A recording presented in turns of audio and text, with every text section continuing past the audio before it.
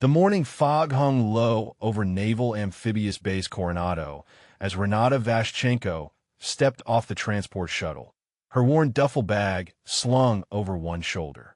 She had traveled through the night, catching fragments of sleep in aircraft seats that seemed designed for discomfort, but her eyes were clear and alert as she surveyed the sprawling training facility before her. The Pacific Ocean whispered somewhere beyond the buildings, its salt carried on a breeze that cut through the California dampness. She stood still for a long moment, watching a formation of SEAL candidates running in the distance, their cadence calls echoing across the base like a heartbeat. 280 men, she had been told. 280 of the most elite candidates the Navy could produce. And she was here to teach them how to fight. Before we dive into this story, drop a comment and let us know what state you are watching from. Have you ever seen someone underestimated prove everyone wrong? A golf cart approached from the direction of the administrative buildings, driven by a man whose presence commanded attention even at a distance. Master Chief Warren Okonkwo had the kind of face that had witnessed decades of things most people would never understand, and his eyes held the quiet weight of that knowledge. He stopped the cart beside her and nodded once. "Sergeant First Class Vashchenko," he said, "welcome to Coronado." She returned the nod. "Master Chief." He gestured to the seat beside him, and she climbed in without ceremony.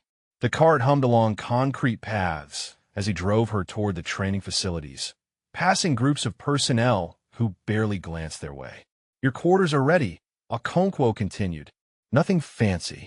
You said you preferred it that way." "I did." He was quiet for a moment, steering around a corner. "The men do not know you are coming. I thought it best to let that unfold naturally." Renata watched a pair of instructors emerge from a building ahead, clipboards in hand, their conversation animated. She said nothing. "They will not accept you easily," he added. "You understand this." "Acceptance is not why I am here," she replied. Okonkwo allowed himself the faintest smile. "No, I suppose it is not." He stopped the cart outside a low building that housed visiting personnel quarters. The accommodations were sparse by any standard, but Renata had slept in places that made this look luxurious. She retrieved her duffel and paused. "The 2-week intensive begins tomorrow," Okonkwo said. 0700 in the main training hangar. "I will introduce you, but after that, you're on your own. I will not intervene unless absolutely necessary. I would not ask you to." He studied her for a moment, something passing behind his eyes that might have been concern or might have been something else entirely. "I know why you requested this assignment," he said quietly. "I know about Sergeant Major Hendricks." The name landed between them like a stone dropped in still water. Renata's expression did not change, but something shifted in the air around her. "He would be proud," Okonkwo finished, "of what you have become, of what you continue to do." She shouldered her bag. "Then I should not disappoint him." Inside the small room, Renata set her duffel on the narrow bed and began to unpack with the methodical precision of someone who had done this countless times in countless places. Her belongings were few. A change of clothes, basic toiletries, a worn notebook filled with training methodologies she had developed over years of close combat instruction. And at the bottom, wrapped in a faded bandana, a single photograph. She held it for a moment without looking at it, feeling the weight of the frame in her palm. Then she placed it face down on the small desk beside her bed. She was not ready to see his face. Not yet. The scars on her forearms caught the light as she moved, pale lines that mapped a history she never discussed. Some were surgical, clean, and deliberate. Others were ragged, the kind that came from desperate moments when survival was measured in heartbeats. She pulled on a long-sleeved shirt and tucked the fabric carefully at her wrists. Through the thin walls, she could hear voices passing outside. Young men talking loudly about the morning's training exercises, about meals, about the endless grind of BUD/S preparation. They did not know she was listening. They did not know she existed at all. By evening, that would change. The rumors began spreading through the barracks like wildfire before sunset. Word traveled fast in environments like this, where any deviation from routine became instant currency. A female instructor. Close quarters combat. 2 weeks. The reactions range from confused silence to open laughter. In the squad bay where Colt Brennan held court among his fellow candidates, the response was neither silent nor subtle. He sat on the edge of his rack, surrounded by the men who had gravitated toward his confidence over the months of training, and his face twisted with something between amusement and disgust. "A woman," he said, letting the word hang in the air. "They're sending a woman to teach us hand-to-hand combat." Someone made a joke about quotas. Someone else suggested it was a morale initiative from leadership that had lost touch with reality. The laughter spread. In the corner of the bay, Petty Officer Third Class Marcus Ewan listened without joining in. He had learned to keep his observations to himself, to watch and process before speaking. Something about the announcement nagged at him, though he could not identify what. Across the base, in the modest chapel that served personnel of all faiths and none, Renata sat alone in a back pew. She had not come to pray. She had come to be still, to center herself before tomorrow began. The memorial wall stretched along one side of the small room, names etched in bronze, operators who had given everything. Her eyes found one name among the many, and she held it there until the light faded completely. The main training hangar was a cathedral of concrete and steel, built to house the physical transformation of men into warriors. At 700, 280 SEAL candidates stood in loose formation, their breath visible in the cool morning air that seeped through the massive bay doors. The space smelled of sweat and rubber mats, and the particular tension that preceded something unknown. Master Chief Okonkwo stood at the front of the assembly, his presence commanding instant silence. Beside him, Renata waited with her hands clasped behind her back, her posture relaxed but precise. She wore standard training attire, nothing that distinguished her, nothing that demanded attention. She had learned long ago that true authority needed no announcement. "Gentlemen," Okonkwo began, his voice carrying easily across the hangar without amplification. "For the next 2 weeks, you will receive specialized instruction in advanced close-quarters combat techniques. This training will supplement your existing curriculum and prepare you for scenarios that require more than brute force." He paused, letting the words settle. "Your instructor is Sergeant First Class Renata Vashchenko. You will extend her the same respect you extend any member of this training cadre. That is not a request." He stepped aside, and Renata moved forward to address the formation. The silence that greeted her was not the attentive quiet of eager students. It was the silence of men waiting for a punchline. She let it stretch for a moment, her eyes moving across the assembled candidates without hurry. She found Colt Brennan near the center of the formation, his arms crossed, his jaw set in an expression of theatrical boredom. She noted Marcus Ewan toward the back, his face carefully neutral. She saw the youngest among them, a slight candidate named Rafael Ochoa, who watched her with something that might have been curiosity rather than contempt. "Good morning," she said. Her voice was calm, unhurried, carrying just enough to reach the back rows. "I am here to teach you how to survive when your weapons fail, when your teammates are down, when the only thing between you and death is your own body and your understanding of how to use it." A snicker rippled through the middle ranks. Someone coughed in a way that sounded suspiciously like a word she chose not to acknowledge. She continued as if the interruption had not occurred.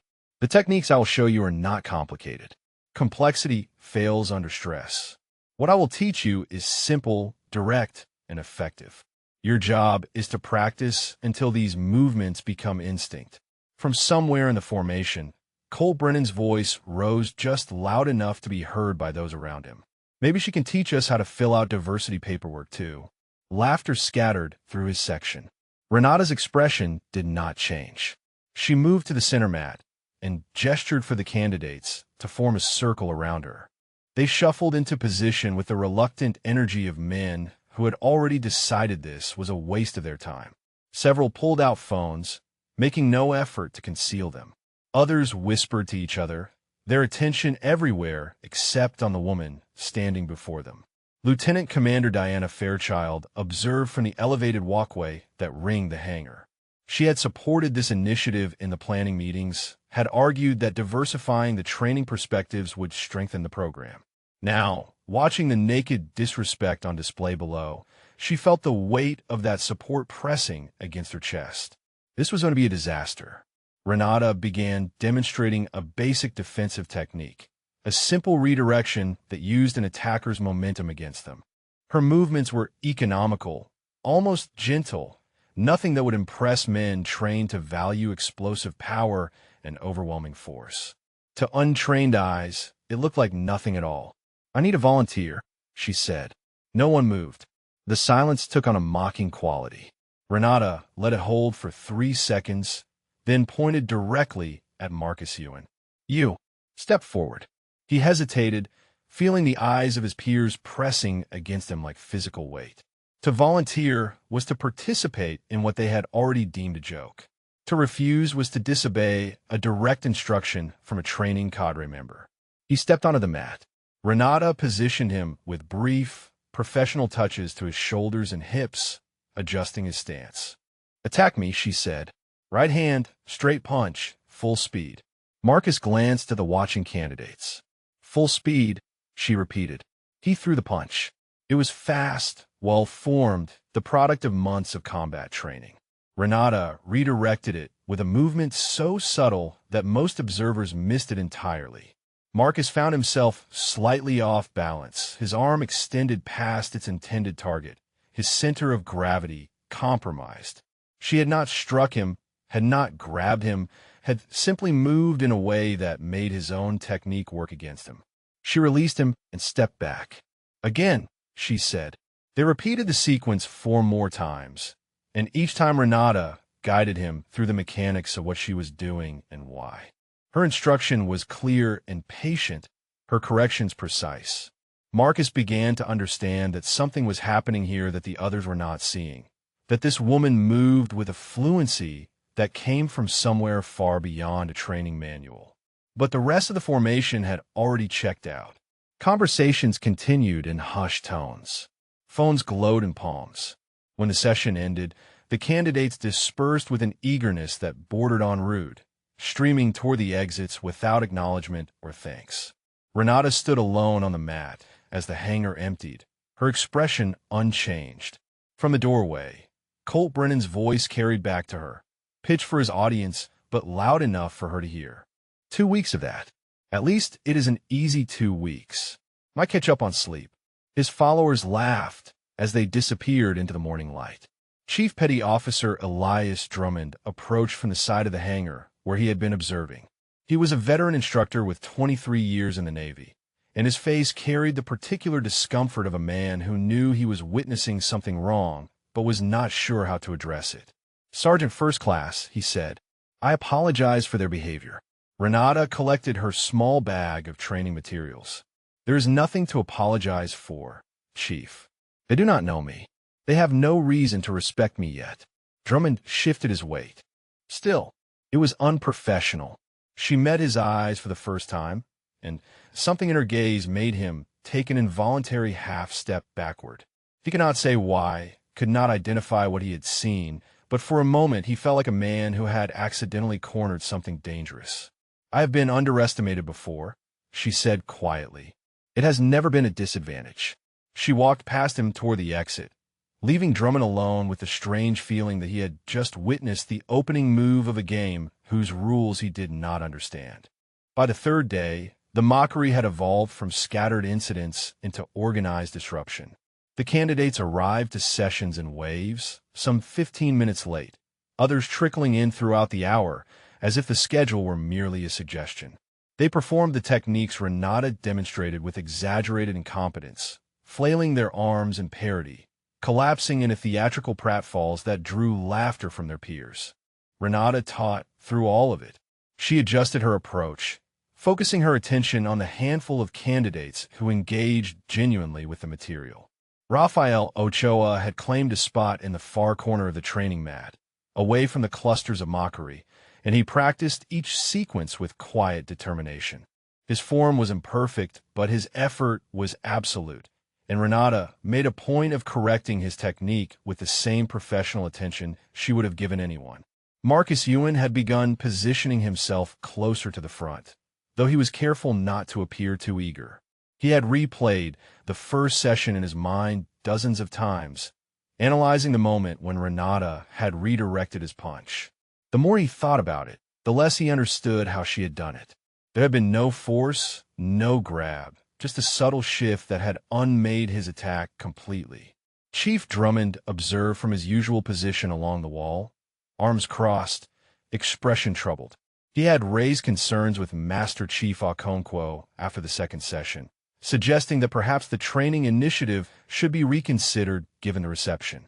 Okonkwo had listened without comment, and then told him to continue observing. Nothing more. The afternoon session ended with Renata dismissing the candidates who had bothered to show up. Most left immediately, their conversations already turning to other matters. Colt Brennan lingered near the equipment racks, surrounded by his usual contingent of followers, making no effort to lower his voice. 3 more days of this, he announced to his audience. Then the weekend. Then another week of whatever this is supposed to be. He shook his head with theatrical disappointment. My father did 30 years in the teams. 30 years. And now they send us this. One of his companions made a crude joke about what other purposes she might serve. The laughter was sharp and ugly. Rafael Ochoa was still on the mat, practicing a defensive pivot he had not quite mastered. He heard every word, and his jaw tightened, but he did not turn around. He was too new, too unestablished in the social hierarchy to challenge Brennan directly. Instead, he focused on his footwork and tried to block out the noise. Colt noticed him practicing and raised his voice further. Look at that. Teacher's pet over there. Maybe if you work hard enough, she will give you a gold star, Ochoa. Something to show your mother. The laughter followed Raphael as he gathered his things and left the hangar. In the mess hall that evening, Renata collected her tray and found a table in the corner, her back to the wall from long habit. The room was crowded with candidates and permanent staff, the noise level a constant hum of conversation and clattering utensils. She ate methodically, her attention on her food, giving no indication that she was aware of the table of candidates 20 feet away who were making comments designed to carry. They speculated about how she had gotten the assignment. They questioned her credentials with increasing creativity.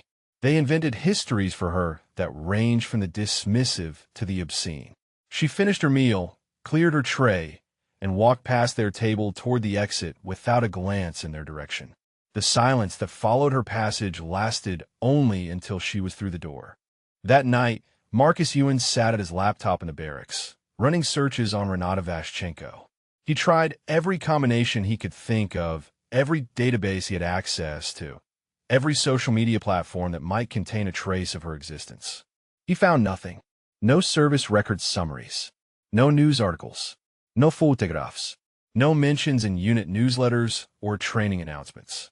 For someone assigned to teach at one of the most elite military training facilities in the world, she had no footprint whatsoever.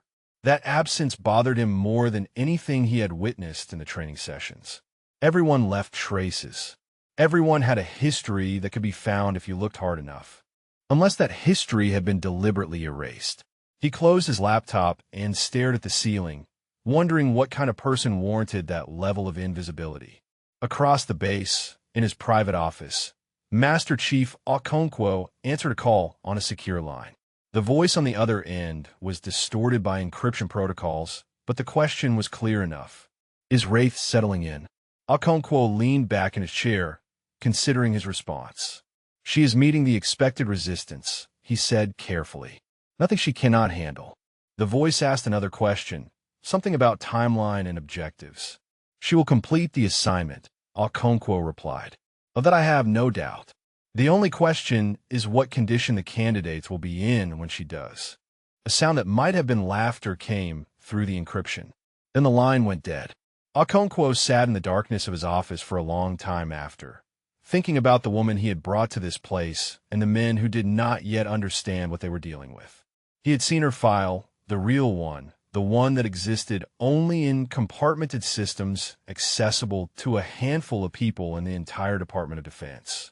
He knew what she had done, where she had been, what she had survived. The candidates thought they were mocking a quota hire, a political gesture, a box checked by leadership out of touch with reality. They had no idea they were disrespecting a legend. The second week began under gray skies that threatened rain, but never delivered. Renata arrived at the training hangar early, as she always did, setting up the mat space and reviewing her notes for the day's instruction. The routine had become familiar now, a rhythm she maintained regardless of how many candidates chose to participate or how many chose to make her work more difficult. During the morning demonstration of defensive holds, her sleeve rode up as she executed a control technique on a reluctant volunteer. The movement exposed her forearm, and the scars there caught the fluorescent light of the hangar. They were extensive, a latticework of raised tissue that told stories she had never shared with anyone in this place. Some lines were thin and surgical, precise as drafting marks. Others were ragged and chaotic, the kind of wounds that came from moments when survival was measured in seconds and millimeters. The volunteer, a candidate named Perkins, stared at her arm with unconcealed curiosity. Renata noticed his attention and adjusted her sleeve without comment, continuing the demonstration as if nothing had happened. But others had seen. The image spread through the formation in whispered observations, adding another layer to the mystery that surrounded her. After the session ended, Rafael Ochoa approached her while she collected her training materials. He moved hesitantly, aware that being seen talking to her carried social costs he could not fully afford. "Sergeant First Class," he said quietly, "I wanted to ask about the technique from today. The wrist control. I am having trouble with the rotation." Renata studied him for a moment. His nervousness was obvious, but beneath it she recognized something more valuable. Genuine desire to learn. She nodded and gestured for him to take position on the mat. "Show me what you are doing," she said. He demonstrated the technique, and she watched with the particular attention of someone who understood movement at a fundamental level. His mechanics were close, but not quite right, his angle slightly off, his grip positioned in a way that would fail under real pressure. "Here," she said, adjusting his hand placement with brief professional touches. "You are thinking about the wrist as the target. It is not. The wrist is just where you make contact. The target is his center of gravity. Everything you do should be moving that center to a place he cannot recover from." Raphael tried again, and this time the technique clicked into place. He felt the difference immediately, the way the movement suddenly made sense in his body rather than just his mind. "Thank you," he said. Renata nodded and turned to pack her bag. Raphael hesitated, then spoke again. "The scars on your arm," he said. "I am sorry if this is out of line, but where did they come from?" She paused, her back still turned to him. For a long moment, she did not respond, and Raphael felt certain he had made a mistake. Then she spoke, her voice quiet but clear. "From learning the same lessons I am trying to teach you," she said. "Some of them I learned the hard way." She left without elaborating, and Raphael stood alone on the mat, understanding that he had been given more of an answer than he had any right to expect. That afternoon, Lieutenant Commander Diana Fairchild requested a private meeting with Renata. They sat across from each other in a small conference room adjacent to the administrative building, the blinds drawn against the afternoon sun. Fairchild had prepared remarks, diplomatic language designed to suggest that perhaps the training initiative had run its course, that the hostile environment was unlikely to improve, that there was no shame in concluding early under the circumstances. She had practiced these words, refined them, convinced herself they came from a place of genuine concern rather than embarrassment at having championed a failing program. But when she opened her mouth to speak, Renata cut her off with a simple raised hand. "You want to offer me an exit?" Renata said. "A graceful way to end this before it gets worse." Fairchild shifted in her seat.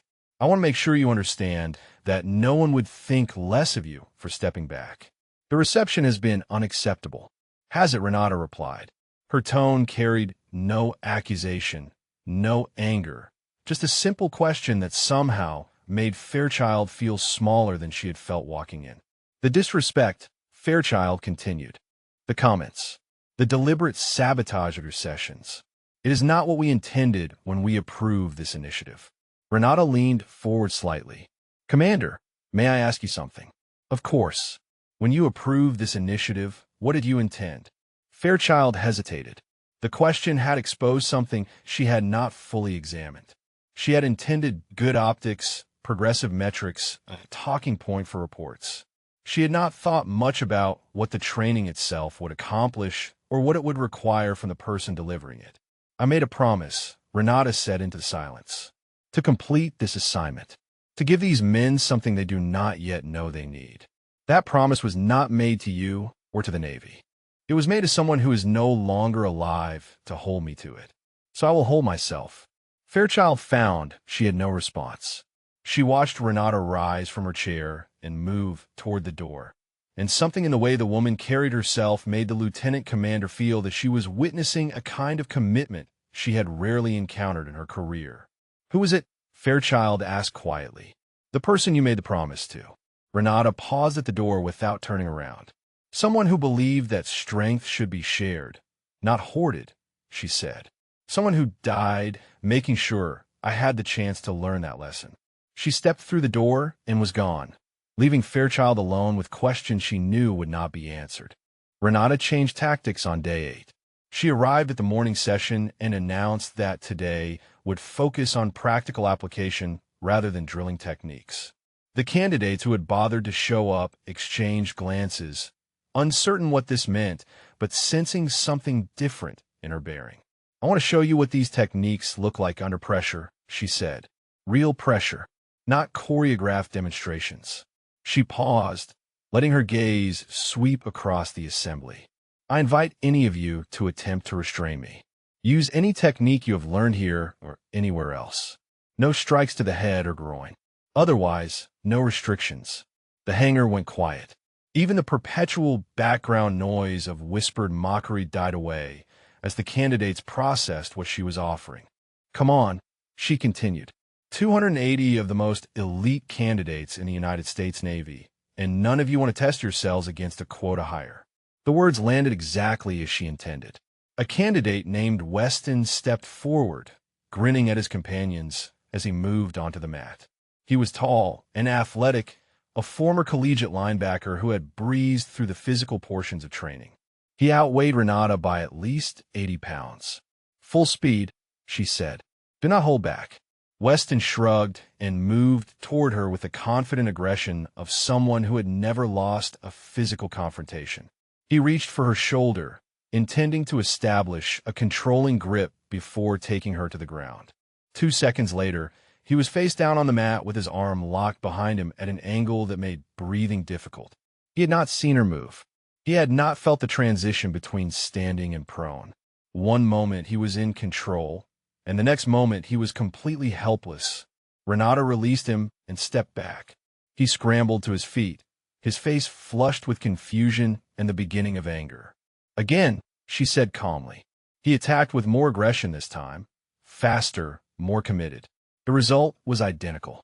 Face down, arm locked, breathing constrained. She released him before he could tap out. The laughter that had followed every session was conspicuously absent.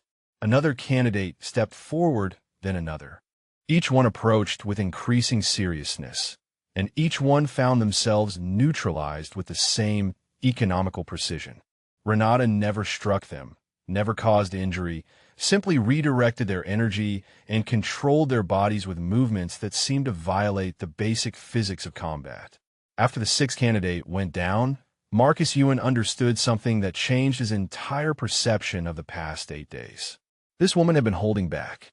Not just holding back her skills, but holding back her very nature. What they had witnessed in the training sessions was a carefully controlled fraction of what she was capable of, a deliberate choice to teach rather than dominate. The candidates around him had reached similar conclusions. The whispers now carried different tones.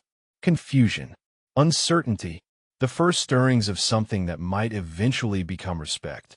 Colt Brennan watched from the middle of the formation, his arms crossed, his jaw tight. He had not volunteered, and no one had called attention to this fact, but he felt the unspoken observation like a weight against his chest. He told himself he was being strategic, waiting to see her tricks before committing. He told himself there was no point engaging with a demonstration designed to make her look good. But somewhere beneath those rationalizations, a different feeling had taken root, something that felt uncomfortably like doubt. After the session ended, Chief Petty Officer Elias Drummond did not return to his usual post. Instead, he walked directly to Master Chief Okonkwo's office and entered without knocking. Okonkwo looked up from his paperwork, unsurprised by the intrusion. "I need to know who she is," Drummond said. His voice was steady but urgent. "I have trained operators for over 2 decades. I have seen special operations personnel from every branch and half a dozen allied nations. I have never seen anyone move the way she moves." Okonkwo set down his pen. "What did you see?" "6 candidates," Drummond replied. "6 of our best." She put them down like they were children. No effort. No stran. She was not even breathing hard. "And this concerns you." Drummond hesitated, trying to articulate something he did not fully understand himself. "It does not concern me," he said finally. "It terrifies me, because whatever she is, wherever she comes from, she has been letting these men disrespect her for 8 days. She has sat in that mess hall and listened to things that would make most people violent. And she has done nothing."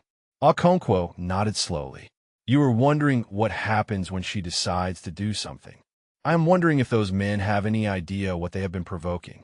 The Master Chief leaned back in his chair and studied the veteran instructor for a long moment. Then he spoke, choosing his words with care. "Her call sign is Wraith," he said. "That is all you need to know. That is all anyone needs to know until she decides otherwise. But I will tell you this much, Chief. Those men have not been provoking her. They have been auditioning, and most of them have failed." Drummond stood in silence, processing this information. Then he nodded once and left the office, carrying with him the weight of knowledge he was not sure he wanted.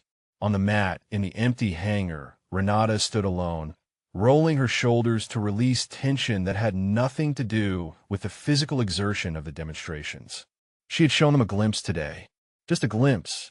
Enough to plant seeds of doubt in some minds and fertilize resentment in others. The confrontation was coming. She had known it would from the moment she accepted this assignment. The only question was whether it would come on her terms or someone else's. The dynamics within the training hangar shifted after the demonstration, though not uniformly.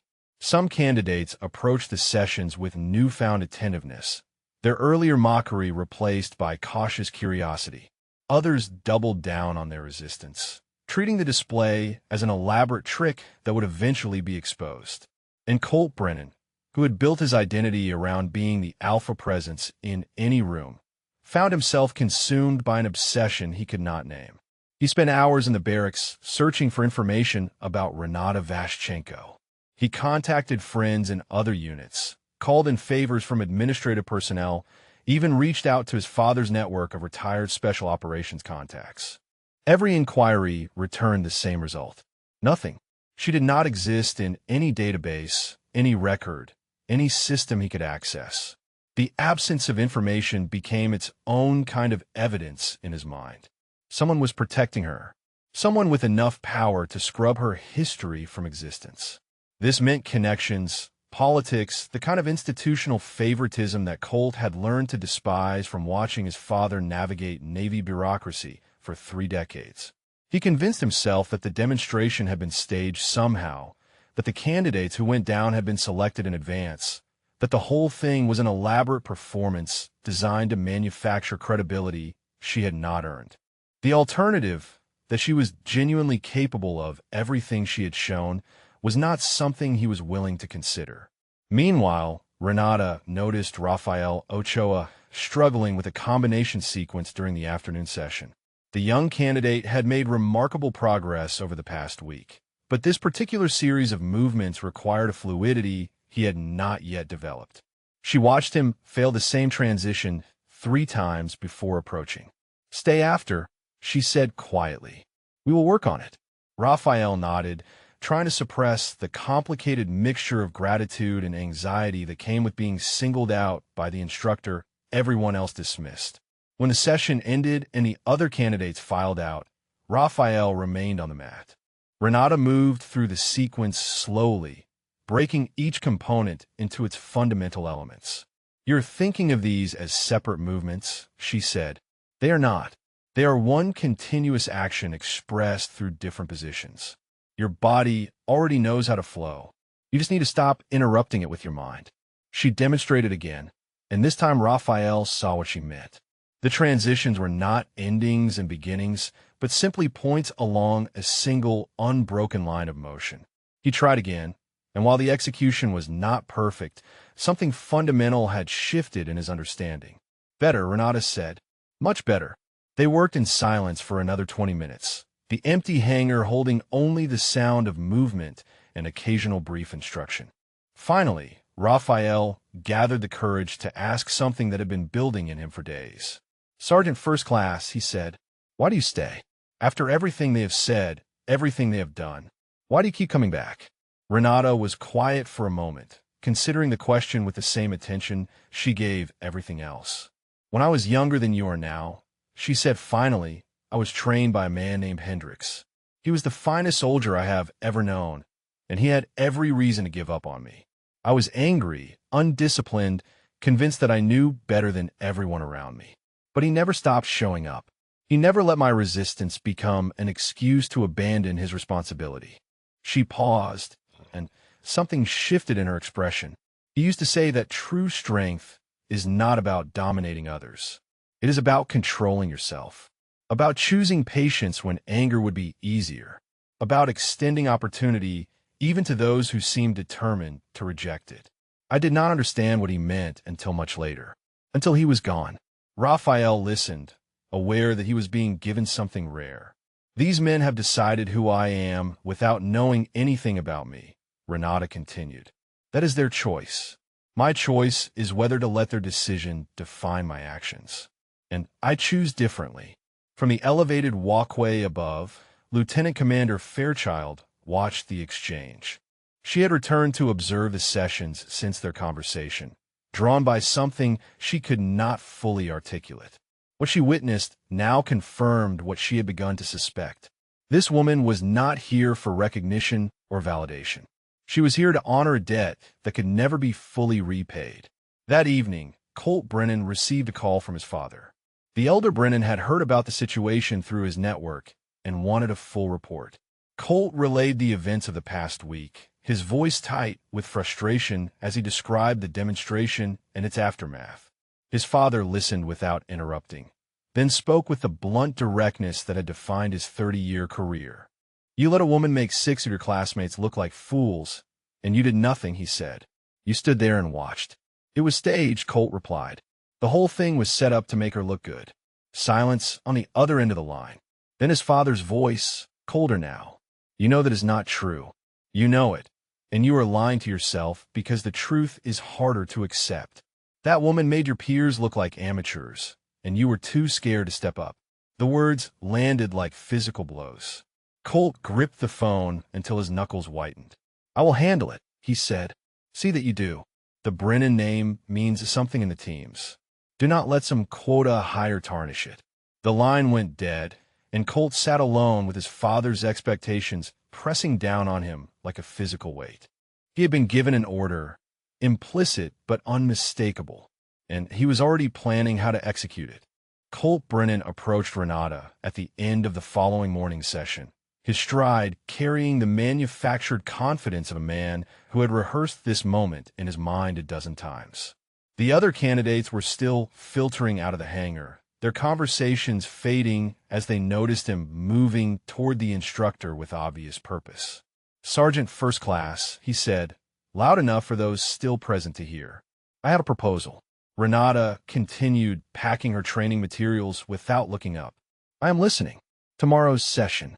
I think we should do another practical demonstration, like the one from a few days ago." He paused, letting a smile spread across his face. "Only this time, I would like to volunteer." The hangar went quiet. Those who had been leaving stopped at the doorways, turning back to witness what was unfolding. Marcus Ewan felt his stomach tighten with apprehension. Raphael Ochoa watched from the corner, his hands clenching involuntarily at his sides. Renata finished securing her bag and straightened to face him. Her expression revealed nothing. You want to test yourself? She said. It was not a question. I want to give the men a fair demonstration, Colt replied. Something that shows what these techniques look like against someone who is actually prepared. No offense to the others, but they went in blind. I have had time to study your methods. The implication was clear. He believed the previous volunteers had failed because they were unprepared, not because they were outmatched. He believed preparation would change the outcome. Renata studied him for a long moment, reading things in his posture and expression that he did not know he was revealing. She saw the tension in his shoulders, the slight forward tilt of his weight, the way his fingers kept curling toward fists. She saw fear masquerading as aggression and insecurity dressed up as confidence. She also saw his father's voice echoing in the rigid set of his jaw. Very well, she said. Tomorrow afternoon. Full contact demonstration. No restrictions except strikes to the head and groin. Colt had expected her to refuse, to make excuses, to find some way to avoid the confrontation. Her immediate acceptance threw him momentarily off balance, but he recovered quickly, interpreting her agreement as arrogance. Full contact, he repeated. You understand what that means. I understand. Good. He turned to address the candidates, still watching from the doorways. Tomorrow at 1400. Main training hangar. I suggest everyone attend. He walked out without waiting for a response, his followers falling into step behind him. The buzz of conversation erupted in his wake, spreading through the barracks like electricity through water. By evening, every candidate on base knew about the challenge. By the following morning, word had reached personnel far beyond the training program. The demonstration had become an event, a spectacle that promised either vindication or humiliation, though opinions differed sharply on who would experience which. Master Chief Okonkwo received 3 separate inquiries from senior officers asking whether the event should be permitted. He told each of them the same thing. The training program was under his authority, and he saw no reason to intervene. That night, Renata visited the base chapel again. The small building was empty at this hour, the memorial wall illuminated by soft lights that cast long shadows across the rows of names. She found Sergeant Major Thomas Hendricks near the bottom of the 3rd panel, his dates of service and the circumstances of his death reduced to a few lines of engraved text. She stood before his name for a long time, not speaking, not praying, simply being present with the memory of a man who had shaped everything she had become. When she finally spoke, her voice was barely above a whisper. I'm trying, she said. I'm trying to be what you taught me to be. Patient when anger would be easier. Controlled when violence would be simpler. But there are moments when I wonder if patience is just another word for letting them win. The silence of a chapel offered no answers. I know what you would say, she continued. That winning and losing are not the point. That the only victory that matters is the one over yourself.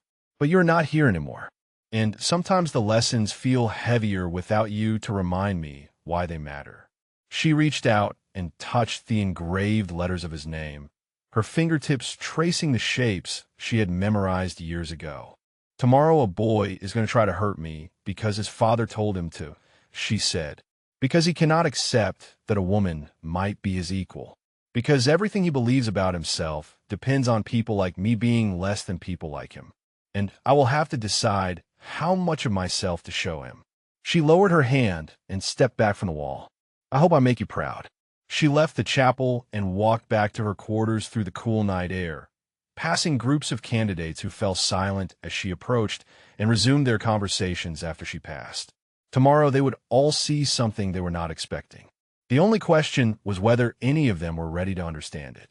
In his barracks, Colt Brennan lay awake, staring at the ceiling, running scenarios through his mind. He had wrestled competitively for 8 years. He had excelled in every combatives course the Navy had offered. He outweighed her by 60 pounds and had reach advantages she could not overcome. He told himself these facts over and over, building them into a fortress of certainty. But somewhere beneath the fortress, in rooms he refused to enter, doubt waited in the darkness. The morning of the demonstration arrived with unusual stillness. The Pacific fog had rolled in thick overnight, muffling sound and softening edges until the base felt suspended in gray cotton. Candidates moved through their morning routines with distracted energy, conversations circling inevitably back to the afternoon's event. Renata woke before dawn and completed her usual routine. Physical conditioning first, a sequence of movements designed to prepare her body for the demands she might place on it. Then meditation, 20 minutes of focused stillness that she had practiced every morning for 15 years. Finally, she ate a simple breakfast in her quarters, avoiding the mess hall and its inevitable atmosphere of anticipation. At 0800, she reported to the training hangar for the morning session. Attendance was higher than it had been all week. Candidates appearing who had skipped multiple previous sessions now suddenly interested in what she might reveal. She taught the scheduled material without reference to what would come later, her demeanor unchanged from any other day. Colt Brennan was notably absent from the morning session. He had excused himself from all activities, claiming he needed to prepare. In reality, he spent the morning in the gym, pushing his body through familiar exercises that reinforced his sense of physical superiority. Bench press, deadlift, pull-ups until his muscles burned. Each repetition was a statement to himself about who he was and what he was capable of. His father called at 1100. The conversation was brief. "Make the family proud," the elder Brennan said. "I will." The line went dead without farewell. By 1300, the main training hangar had begun filling with spectators.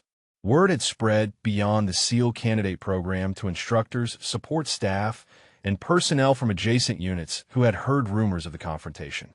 Folding chairs appeared along the walls. The elevated walkway filled with observers seeking better vantage points. Chief Drummond supervised the preparation of the mat space, his expression tight with concern he could not fully articulate. He had seen training demonstrations escalate before, had witnessed the line between controlled practice and genuine violence blur in moments of ego and adrenaline. Something about today felt different. Something felt inevitable. Lieutenant Commander Fairchild arrived early and positioned herself near the main entrance, close enough to intervene if necessary, but aware that her authority to do so was limited. She had spent the previous evening reviewing every regulation she could find regarding training exercises and acceptable conduct, searching for grounds to cancel the event. She had found nothing that applied. At 1345, Master Chief Okonkwo entered the hangar and took his position near the main exit, exactly where he had stood during Renata's first session. His presence commanded attention from those who noticed, a silent statement that whatever happened today would not escape official observation. Marcus Ewan found a spot near the front of the assembled candidates, his stomach churning with anxiety he could not explain. He had watched Renata dismantle 6 volunteers without apparent effort. He had spent hours analyzing her movements, trying to understand the principles behind her techniques. Logic told him she would handle Brennan the same way she had handled the others. But Brennan was different. Brennan was not approaching this as a learning exercise or a test of curiosity. Brennan was approaching this as a fight. Rafael Ochoa stood near the back of the crowd, unable to secure a better position but unwilling to miss the event entirely. He had barely slept the night before, his mind cycling through scenarios that ranged from triumphant to catastrophic. He believed in Renata with a faith he could not fully justify, but belief did nothing to quiet the fear that something terrible was about to happen. At 1355, Colt Brennan entered the hangar through the main doors. He wore standard training attire, his muscles visible beneath the fitted fabric, his expression set in the confident mask he had perfected over years of competition. His entourage followed close behind, spreading through the crowd to positions that would give them optimal views of his anticipated victory. The noise level in the hangar dropped as he made his way to the mat. At 1400 exactly, Renata emerged from the side entrance. She wore the same simple training clothes she had worn every day since arriving. Nothing special, nothing designed to intimidate or impress. She walked to the mat with the unhurried pace of someone who had done this countless times before, her expression calm and unreadable. The two of them stood facing each other across 20 feet of blue mat, separated by empty space that seemed to compress under the weight of 280 watching gazes. Chief Drummond stepped forward to establish the rules. Full contact demonstration, he announced, his voice carrying across the silent hangar. No strikes to the head or groin. The exercise concludes when one participant submits, is rendered unable to continue, or when I call a stop. He looked between them. Understood. Understood, Colt said. Understood, Renata echoed. Drummond stepped back to the edge of the mat. His hand rose, held for a moment, then dropped. Begin. Neither of them moved.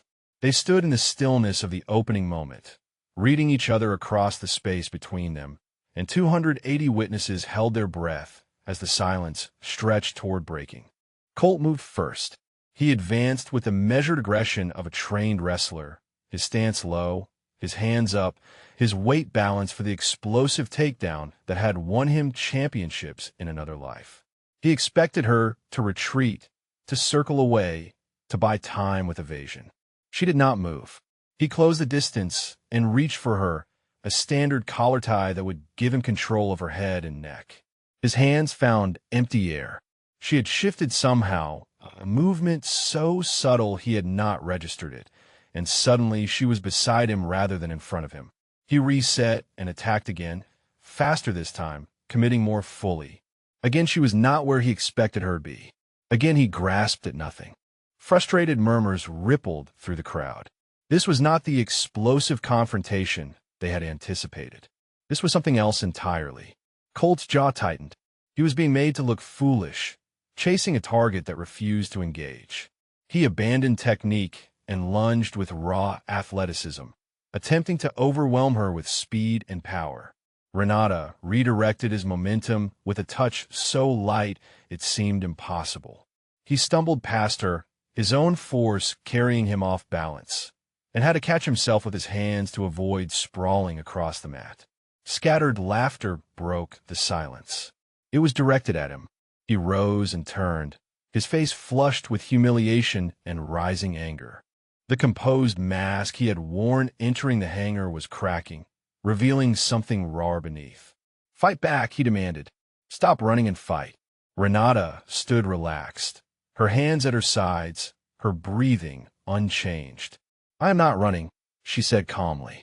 "I am showing you something, but you are not paying attention." The words landed like a slap. More laughter from the crowd, louder now.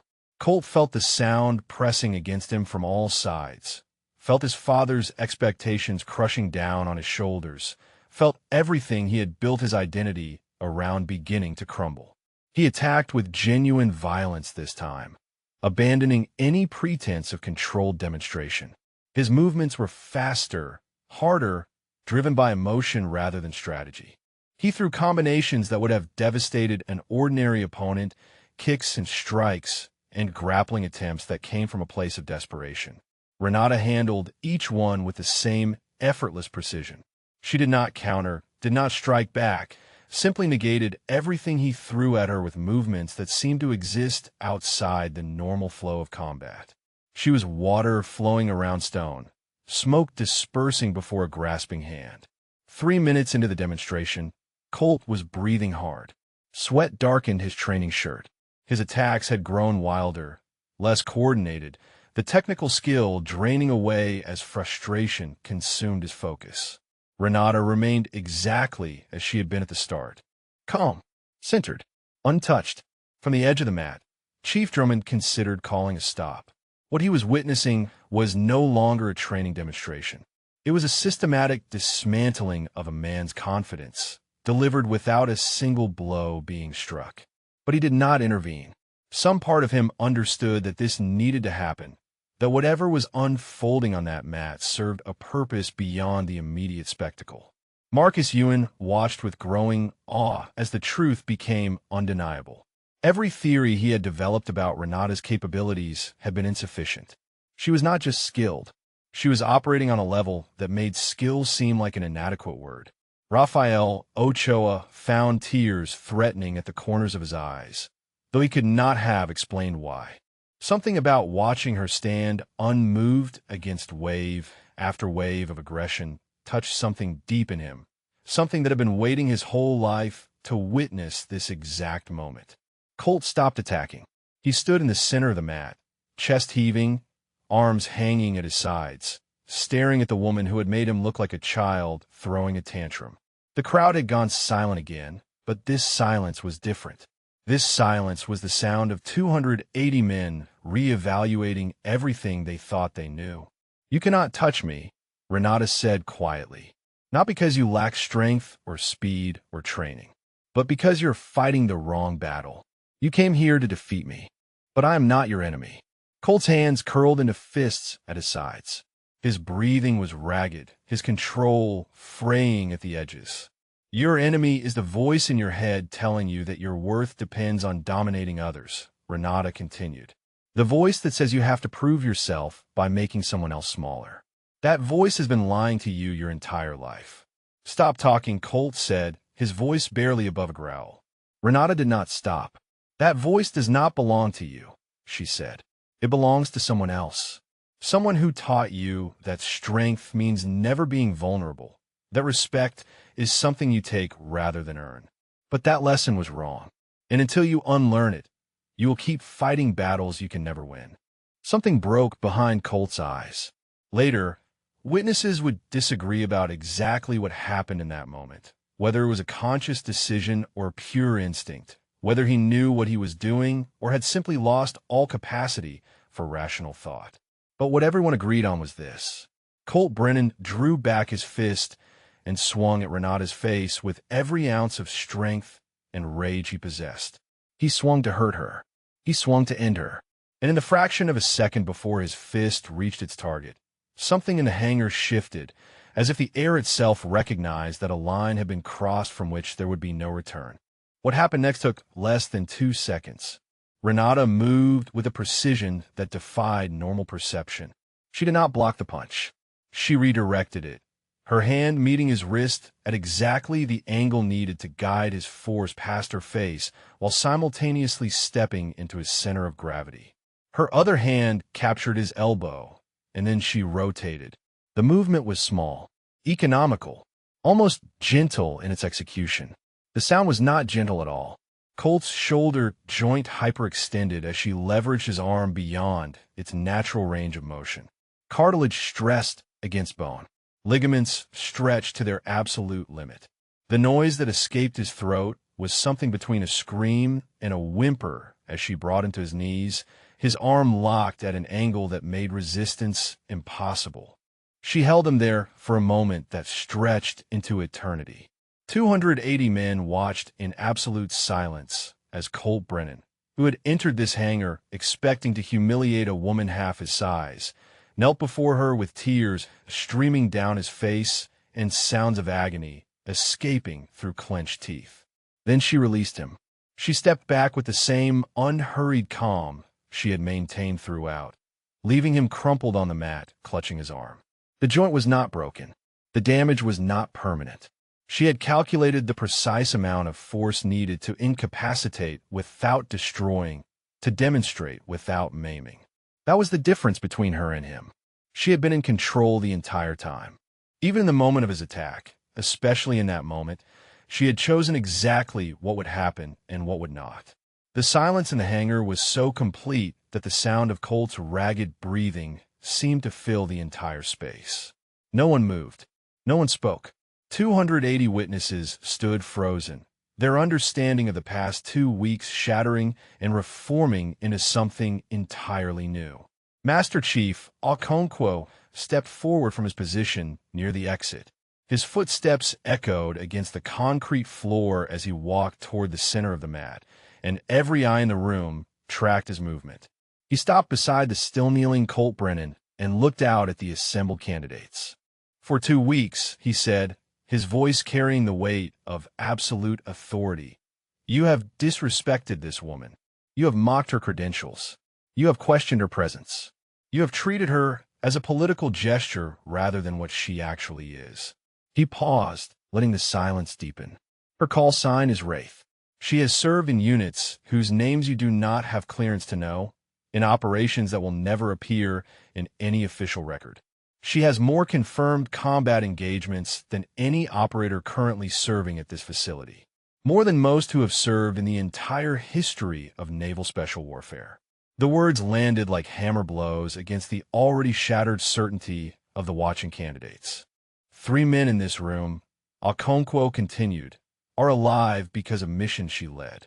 They do not know this because those missions remain classified. She did not ask for recognition. She did not ask for anything.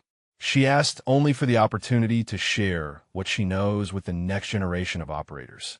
He looked down at Colt, who had managed to pull himself into a sitting position, his face ashen, his injured arm cradled against his chest. And you repaid her with contempt.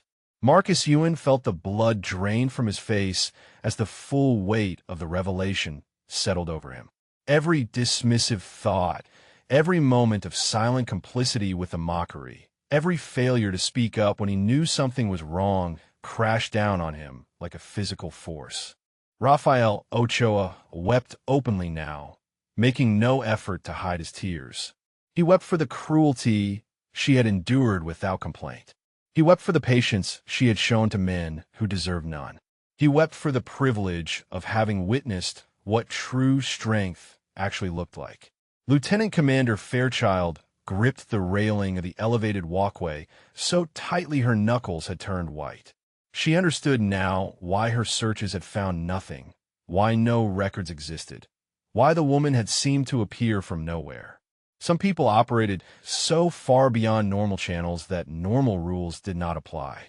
Chief Drummond stood at the edge of the mat with his head bowed, shame written across every line of his weathered face. He had watched the disrespect unfold day after day. He had done nothing, and now he understood exactly how catastrophically he had misjudged the situation.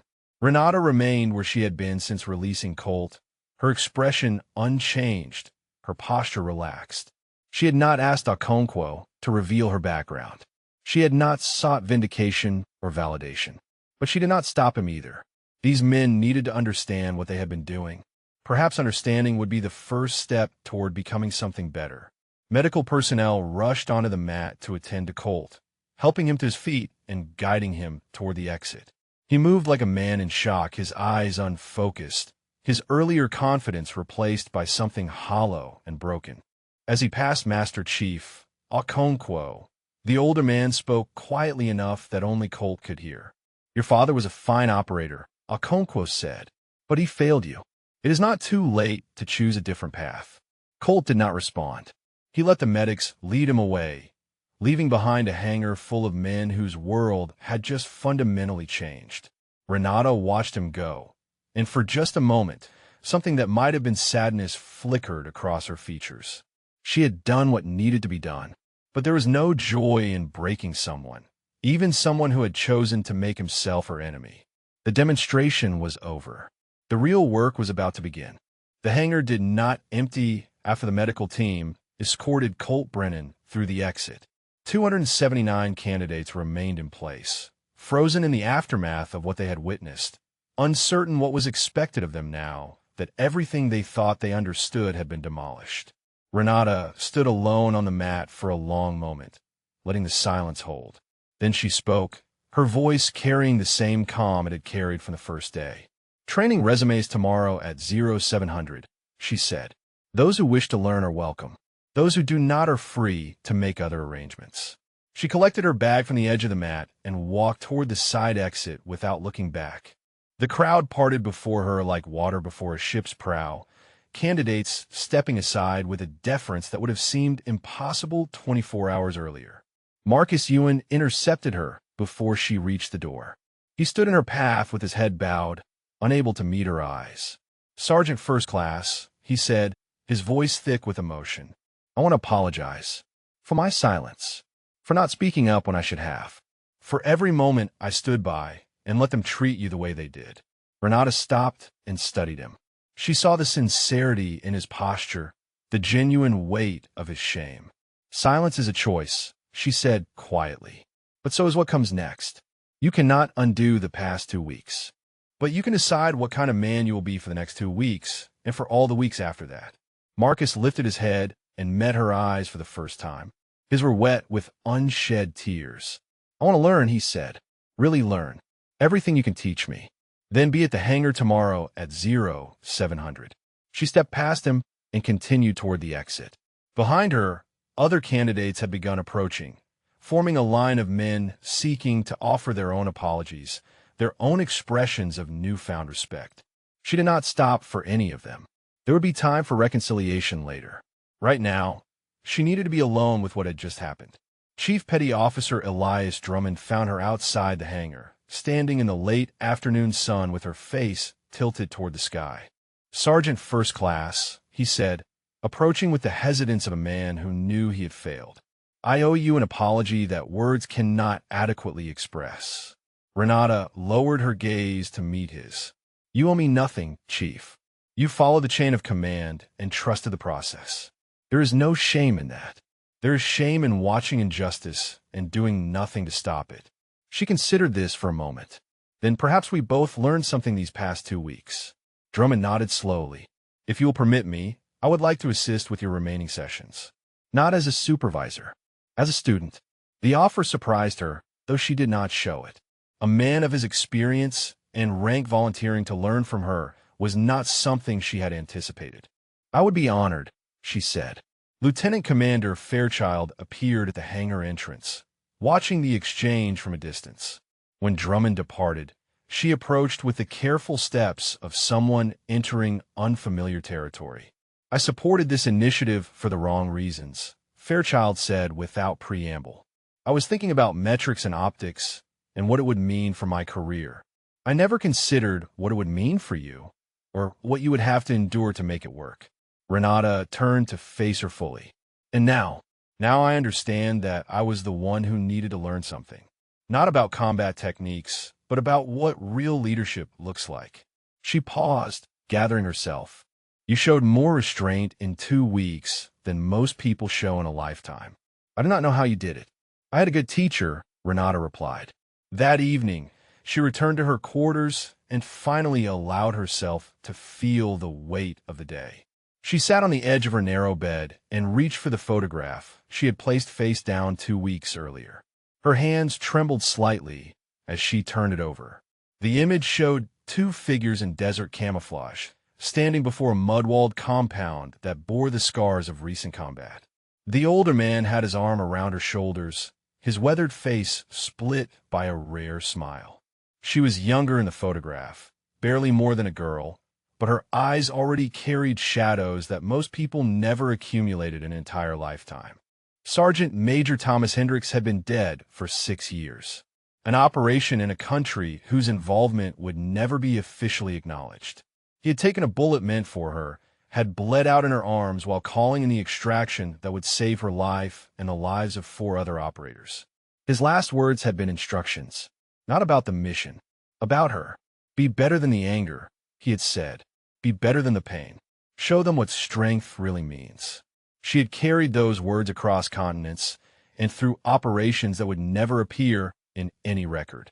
She had built herself into something that honored his memory with every breath, every decision, every moment of patience in the face of provocation. Today she had been tested. Today she had been tempted to let the anger win, to hurt Colt Brennan in ways that would have been justified but not right. And she had chosen differently. She pressed the photograph against her chest and closed her eyes, and for the first time since arriving at Coronado, she allowed herself to believe that maybe she had made him proud. The final day of the 2-week intensive arrived under clear skies and bright sun, the Pacific visible in the distance as a ribbon of glittering blue. The main training hangar held the same 280 candidates who had assembled on the first day, but the atmosphere had transformed so completely that it might have been a different room entirely. Every candidate was present. Every candidate was attentive. Every candidate stood with the posture of someone who understood they were in the presence of something exceptional. Renata led them through advanced sequences that would have been impossible to teach 2 weeks earlier. Not because the techniques were beyond their physical capabilities, but because learning required openness and openness required respect.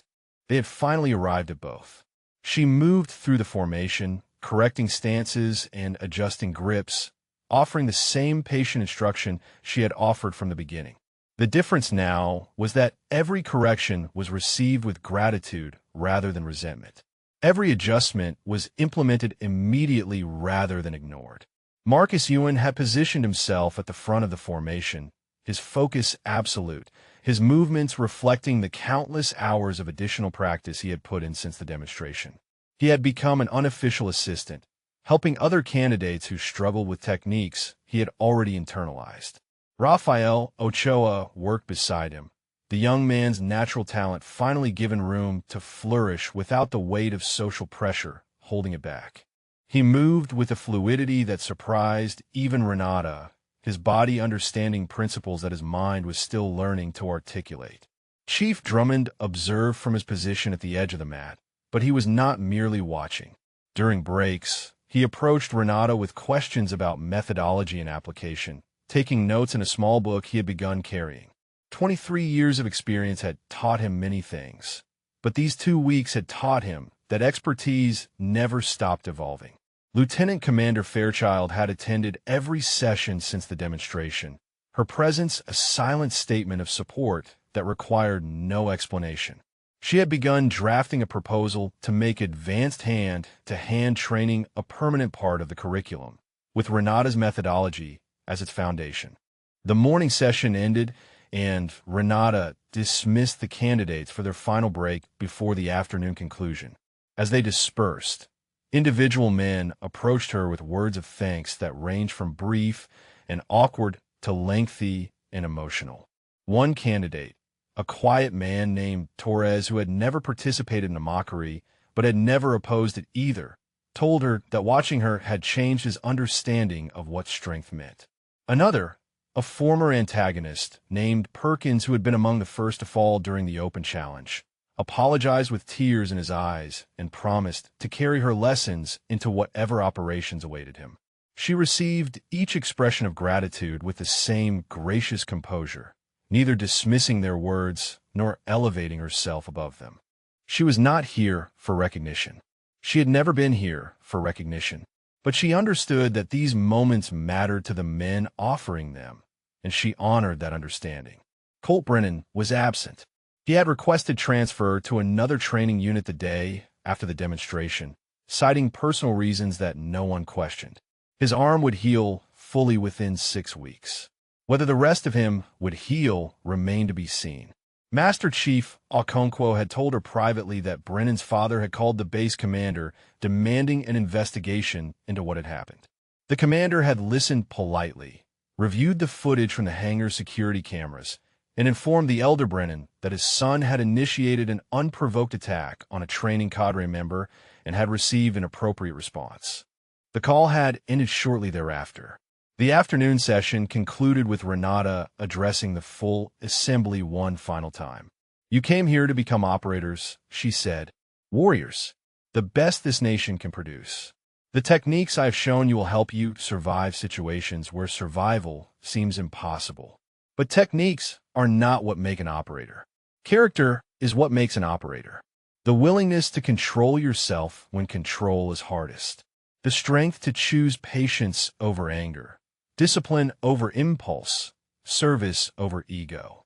She paused, her gaze moving across the faces of men who had transformed from skeptics to believers over 14 days. "You will face enemies who want to kill you. That is simple, but you will also face moments when the enemy is inside your own mind, telling you that cruelty is strength, that dominance is power, that breaking others proves your worth. In those moments, remember what you learned here. Remember that true strength is choosing what is right over what is easy." The hangar was silent. 280 men stood at attention, not because they had been ordered to, but because nothing else seemed appropriate. "It has been my honor to teach you," Renata said. "Now go become the men your country needs you to be." She collected her bag and walked toward the exit. Behind her, someone began to clap. The sound spread until the entire hangar thundered with applause that shook the walls and echoed across the base. She did not turn around. She did not need to. Outside, the sun had begun its descent toward the Pacific, painting the sky in shades of gold and amber. A transport vehicle waited to take her to the airfield, her next assignment already waiting in a folder she had not yet opened. Master Chief Okonkwo stood beside the vehicle, his expression carrying something that might have been pride. "Thank you," he said simply. "For everything." She nodded and climbed into the transport. As it pulled away, she looked back at the training facility one final time. 280 candidates had assembled outside the hangar, standing in formation, holding a salute that no regulation required and no officer had ordered. They held it as the vehicle carried her toward the gate, held it until she was out of sight, held it as a tribute to a woman who had shown them what strength really meant. If this story moved you, drop a comment about what resonated most with you, or share if you have ever witnessed someone reveal hidden strength when everyone had underestimated them. Renata faced forward as the base disappeared behind her, the photograph of Sergeant Major Hendricks tucked safely in her bag. She had kept her promise. She had honored his memory. And somewhere, she knew, he was smiling. The road ahead was long, and there would be other assignments, other challenges, other moments when patience would be tested and restraint would be required. But she would meet them the same way she had met these 2 weeks. With control, with purpose, with the quiet strength of someone who understood that the hardest battles are the ones fought within. She was Wraith, and her work was far from finished.